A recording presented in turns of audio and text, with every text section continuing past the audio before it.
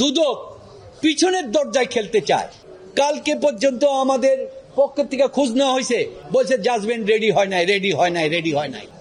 এইটা যখন দিয়ে বলা হয়েছে আমাদেরকে নকল দেন, আজকে আমরা অ্যাপিলেট ডিভিশনের চেম্বার জজে যাব, তখন সেকশন বলছে আপনার পিসি খুঁজে পাওয়া যাচ্ছে না।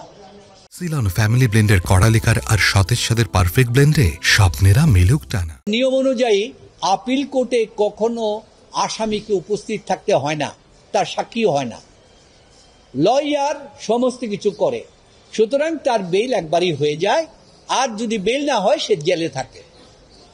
ডক্টর ইউনূস সাহেবের বেইল হলো, কিন্তু কোর্ট বলল প্রথমবার আমরা লিমিটেড টাইমে দেই, পরবর্তী আমরা পার্মানেন্ট দেই।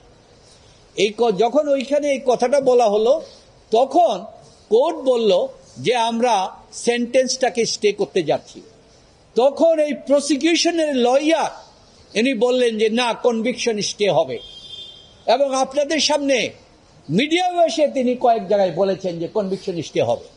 ওই কনভিকশনের স্টে কোর্টকে মিসগাইড করে কনভিকশনটার স্টে নিয়ে এসে এরপরেই ওনারা হাইকোর্টে এসে ওনারা বললেন যে অ্যাপিলেট ট্রাইব্যুনাল কনভিকশন স্টে করেছে, এটা অন্যায়, এটা করা যায় না। করে ওনারা এখানে রিভিশন মামলা ফাইল করলেন। ফাইল করে কি করলেন, সেইখানে ডক্টর ইউনূস সাহেব বেইলে থাকা অবস্থায় বললেন উনি বিদেশে যেতে হলে এবং সবাই বিদেশে যেতে হলে কোর্টের কাছ থেকে কোর্টকে জানিয়ে যেতে হবে। অথচ যেই আদালতটা, এটা হচ্ছে সর্বোচ্চ আদালত লেবার আইনে, তার ক্ষমতাকে খর্ব করার অধিকার হাইকোর্টের নাই, যতক্ষণ পর্যন্ত ওই আদালত কোনো অন্যায় না করবে। সেইখানে তারা কোনো পিটিশনও দেয় নাই, দিয়ে বলে না এই ভুলভ্রান্তি হয়েছে, এটা কারেকশন করেন, না করলে সে গ্রিভড হবে। তাও করে নাই, সরাসরি হাইকোর্টে পিটিশন দাখিল করলো। তখন আমরা হাইকোর্টে বললাম, হাইকোর্টের উচিত ছিল এই মামলাটা ফেরত দিয়ে বলা যে তুমি নিম্ন আদালতে গিয়ে এটা বলো, সে যদি না করে তাহলে হাইকোর্ট আমরা দেখব, যেটা হাইকোর্ট এবং সুপ্রিম কোর্ট সবসময় করে থাকে। কিন্তু ডক্টর ইউনূসের বেলা এটা হলো না। না হয়ে হাইকোর্ট তখন রুল ইস্যু করলো, বলল অতি তাড়াতাড়ি মামলা নিষ্পত্তি করো, এবং ওনার বেইল যেটা আছে বলছে তাকে দেশের বাইরে যেতে হলে তাকে আদালতে ইনফর্ম করে দিতে হবে। যখন আমরা ইনফর্ম করতে গেলাম, কোর্ট এত ভয় পেল, কোর্ট বলল যে না, হিয়ারিং করতে হবে, হিয়ারিং করে অ্যাপ্লিকেশন দিতে হবে, অ্যাপ্লিকেশন দিয়ে হিয়ারিং এর পরে উনি জাজমেন্ট দে, অর্ডার দে, তারপরে সেই অর্ডার আদালতে দেখানো হয়, সেই দেখানোর পরে তারপরে সেখানে তাকে যাওয়া হয়। এই হলো বিষয়টা। অথচ আপনারা দেখতে পারলেন গত কিছুদিন আগে ডক্টর ইউনূস সাহেবের কাগজপত্র 5 দিন আগে জমা দিতে হয়, তারা পরীক্ষা করে দেখেন ওনার আদালতের পারমিশন আছে কিনা।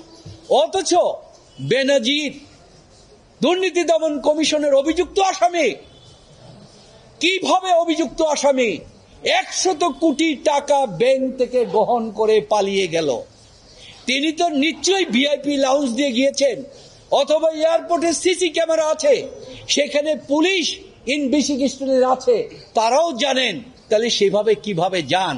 আর ডক্টর ইউনূসকে তাকে দেখাতে হয় কাগজ আদালতের পারমিশন আছে কিনা। যাই হোক, আমরা এটা প্রত্যাহার করার জন্য, কারেকশন করার জন্য আদালতে হাইকোর্টে এটা প্রেয়ার দিলাম। তখন হাইকোর্ট বলল যে এটা রুলের সাথে হিয়ারিং হবে। তখন আমরা রুলের জবাব দিলাম। জবাব দেওয়ার পরে 18-3 তারিখে হিয়ারিং হলো, জাজমেন্টের জন্য না, 14-3 তারিখে হিয়ারিং হলো, 18-3 তারিখে জাজমেন্ট দেওয়ার ডেট ঠিক করা হলো। জাজমেন্ট দিলেন না। তারপরে আমরা শুনতে পেলাম দুদক পিছনের দরজায় খেলতে চায়, অর্থাৎ ডক্টর ইউনূস যেন আইনের কনস্টিটিউশনের অধিকার অনুযায়ী হাইকোর্টের রায়ের বিরুদ্ধে যেন আপিল করতে না পারে, এই জন্য গোপনে রায়টা নিতে চায়। আমাদের কলকারখানা অধিদপ্তর যে নিতে চায় যে যেদিন সেখানে ডেট, তার আগের দিন। গত ডেটে আমি পার্সোনালি 27 নম্বর মাননীয় বিচারক সাহেবের সাথে দেখা করলাম। দেখা করে বললাম, আমরা শুনতে পাচ্ছি এই ব্যাপার, আপনি রায় তো দিবেন, কিন্তু আমরা যেন আমাদের আইনগত অধিকারটা ডক্টর ইউনূস যেন প্রয়োগ করতে পারে, তার জন্য একটা পর্যাপ্ত সময় রাখবেন। সেই কথাটা বলার পরে তিনি আমাদের সাথে এগ্রি করলেন। আজকে আগামীকালকে ডেট, কালকে পর্যন্ত আমাদের পক্ষ থেকে খোঁজ নেওয়া হয়েছে, বলছে জাজমেন্ট রেডি হয় নাই। আজকে সকালে কয়েকটি টিভির মাধ্যমে, টেলিফোনের মাধ্যমে জানতে পারলাম যে 50 পাতার রায় হলো, এবং এই রায় হলো এবং বলা হলো দ্রুতপত্রে নিষ্পত্তি করা হোক। আপনাদের কাছেও হয়তো কপি আছে। এই আমরা যে 18 তারিখে জমা দিয়েছি নকল, তার ডেটটা হচ্ছে পিসি নাম্বার 5/9/11/2024। এইটা যখন দিয়ে বলা হয়েছে আমাদেরকে নকল দেন, আজকে আমরা অ্যাপিলেট ডিভিশনের চেম্বার জজে যাব, তখন সেকশন বলছে আপনার পিসি খুঁজে পাওয়া যাচ্ছে না, তাই আপনি নকল পাবেন না। তাহলে ডক্টর ইউনূসের মতো লোককে হাইকোর্টে কি হয়েছে এটা দেখার কি তার অধিকার নাই? এটার মধ্যে যদি অন্যায় থাকে তার বিরুদ্ধে কি চ্যালেঞ্জ করার অধিকার তার নাই? কিন্তু এই অধিকার থেকে তিনি বঞ্চিত হচ্ছেন। আজকে 40 বছরের এই আদালতের উকালতির জীবনে এই ধরনের ঘটনা, কোন যুদ্ধ অপরাধী হতে আরম্ভ করে, বঙ্গবন্ধু মার্ডার কেস হতে আরম্ভ করে, জেল হত্যা মামলা হতে আরম্ভ করে, কোথাও তাও দেখি নাই।